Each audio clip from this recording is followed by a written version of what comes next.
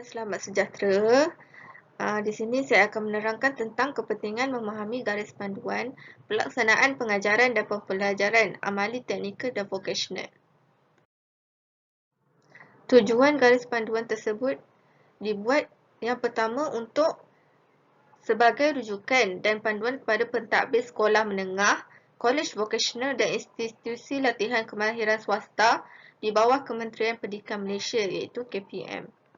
Tujuan seterusnya, garis panduan ini juga hendaklah dibaca bersama-sama dengan terdapat 1, 2, 3, 4, 5, 6, 7, 8, 9 garis panduan pengurusan pembukaan semula sekolah, surat perkeliling ikhtisas Kementerian Pendidikan Malaysia, garis panduan Standard Operating Procedure, panduan pelaksanaan program apprenticeship untuk sistem latihan World National, garis panduan pelaksanaan on the job training, surat pelaksanaan latihan kemahiran melalui sistem pensijilan kemahiran, guidelines to good practice, code of practice for program accreditation dan surat perkeliling ikhtisas, surat siaran dan arahan serta peraturan berkaitan yang dikeluarkan oleh Kerajaan Malaysia dari semasa ke semasa. Garis panduan ini juga menerangkan tentang peranan dan tanggungjawab pentadbir sekolah atau institut latihan kemahiran swasta dan juga guru serta tenaga pengajar. Di sini merupakan peranan pentadbir sekolah dan institut latihan kemahiran swasta. Yang pertama, menyampaikan taklimat prosedur pelaksanaan PDP amali teknikal dan vokasional.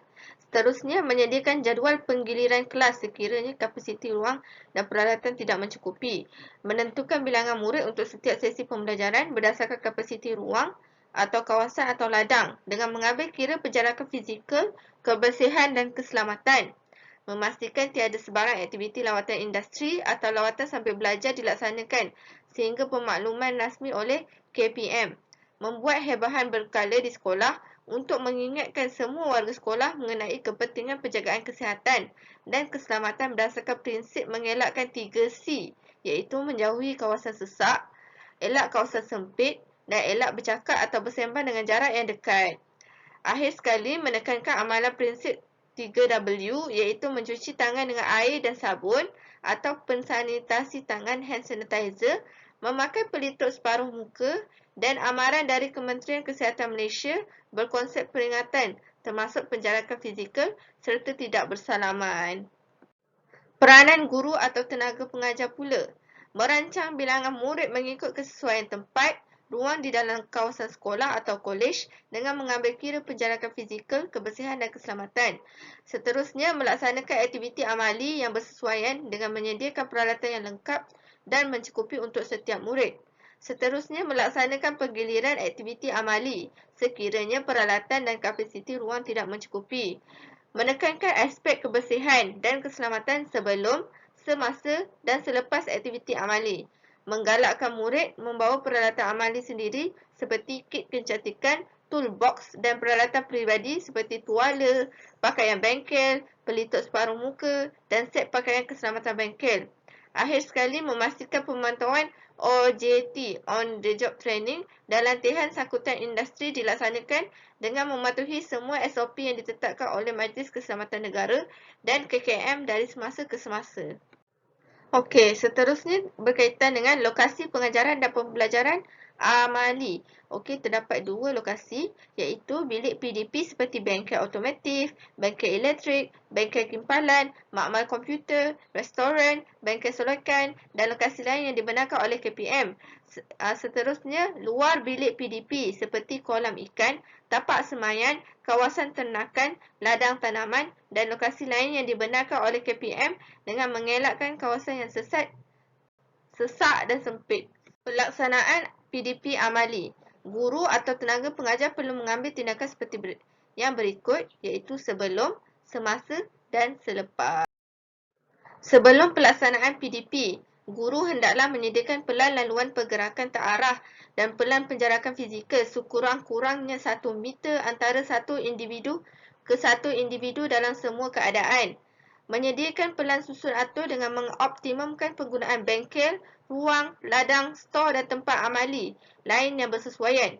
Seterusnya, memastikan tempat dan peralatan amali telah dibersihkan serta selamat untuk digunakan.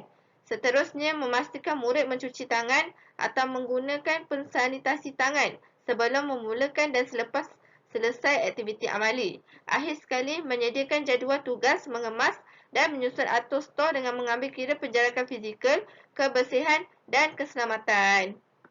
Semasa melakukan aktiviti PDP, guru hendaklah sentiasa memastikan hanya murid tidak bergejala sahaja mengikuti sesi amali. Memastikan murid tidak berkongsi peralatan dan bahan amali semasa aktiviti, menggunakan peralatan sendiri seperti sudu, meter pelbagai dan pena uji semasa menilai hasil kerja murid. Melaksanakan PDP tanpa melibatkan sentuhan fizikal. Guru atau tenaga pengajar boleh menggunakan kreativiti dan kaedah yang bersesuaian sehingga pemakluman baharu dari semasa ke semasa. Akhir sekali, murid yang didapati bergejala ketika melaksanakan aktiviti amali hendaklah diasingkan dengan segera dan dibawa ke fasiliti kesihatan yang berhampiran untuk mendapatkan rawatan dengan mengambil langkah pencegahan jangkitan.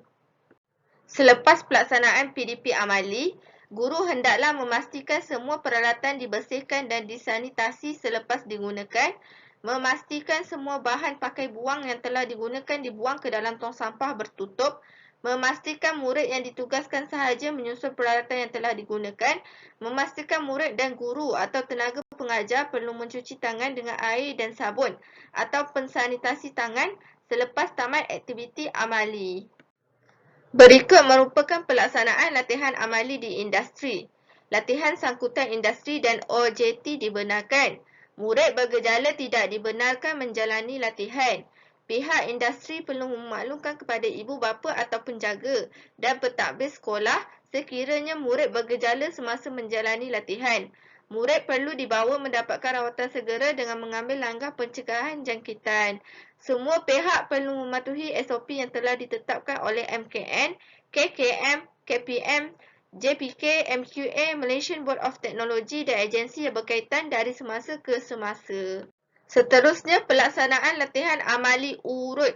Perkara-perkara berikut perlu dipatuhi bagi pelaksanaan latihan amali urut, iaitu sebelum, semasa dan selepas. Sebelum amali latihan urut, murid dan guru perlu mengimbas suhu dan menjalankan saringan gejala. Murid dan guru yang bergejala dan mempunyai suhu badan melebihi 37.5 darjah Celsius tidak dibenarkan memasuki bengkel dan perlu mendapatkan rawatan di fasiliti kesihatan berhampiran. Katil urut atau kerusi urut di jarak 2 meter dan perlu dilapis dengan fabrik atau plastik. Tuala dan kain yang perlu ditukar ganti dan disanitasi bagi setiap sesi amali. Guru juga perlu menyediakan pelitup separuh muka, pelindung muka, sarung tangan dan pensanitasi tangan untuk murid. Guru juga hendaklah menyediakan tempat mencuci tangan dan sabun di bengkel.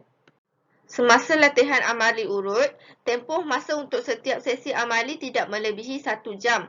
Pemakaian pelitup separuh muka dan pelindung muka diwajibkan semasa rawatan.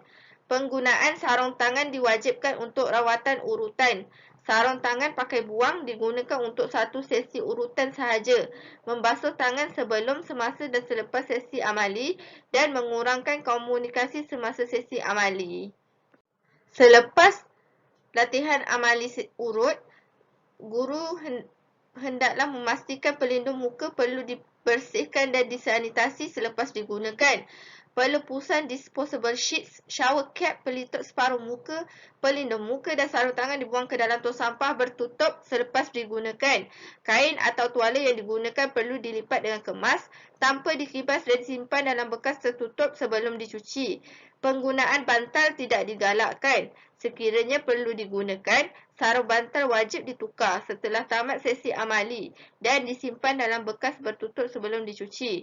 Akhir sekali, semua loka wajib dibersihkan, disanitasi dan dilabel telah disanitasi selepas digunakan. Mari kita lihat pula kepentingan garis panduan amali.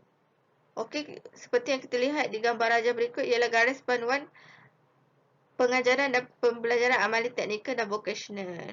Melibatkan lebih 89 kolej vokasional serta sekolah menengah kebangsaan dan sekolah menengah teknik terpilih.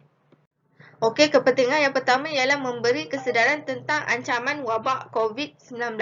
Okey, seperti yang kita tahu, ancaman wabak COVID-19 semakin meninggi di negara kita. Oleh itu, kita hendaklah mengikut segala arahan dan SOP yang telah ditetapkan. Okey, kepentingan yang kedua ialah memastikan kelancaran PDP amali secara norma baharu. Dengan mengikut garis panduan berikut, kita dapat memastikan kelancaran PDP amali secara norma baharu. Akhir sekali, kita juga dapat memastikan semua pihak mematuhi segala SOP yang telah ditetapkan melalui garis panduan yang telah ditetapkan oleh KPM. Cadangan penambahbaikan. Berikut merupakan cadangan penambahbaikan yang saya rasa perlu dimasukkan di dalam garis panduan tersebut. Okey, membuat penggiliran ketika hendak masuk ke lokasi PDP amali. Sebagai contoh, sekiranya terdapat 30 orang murid, setiap 10 orang murid hendaklah mengikuti PDP amali dan bergilir-gilir 10, 10, 10. Okey, seterusnya membuat peraturan keselamatan yang baru untuk PDP amali secara norma baru. Seperti yang kita ketahui, peraturan keselamatan bengkel yang terdapat di sekolah merupakan peraturan yang lama dan tidak mengikuti secara norma baharu. Peraturan tersebut hendaklah diperbaharui mengikut secara norma baharu. Seterusnya, garis panduan ini juga hendaklah memasukkan peranan dan tanggungjawab ibu bapa terhadap anak untuk pelaksanaan PDP amali. Ini merupakan cadangan penambahbaikan yang boleh saya beri untuk ditambah baik.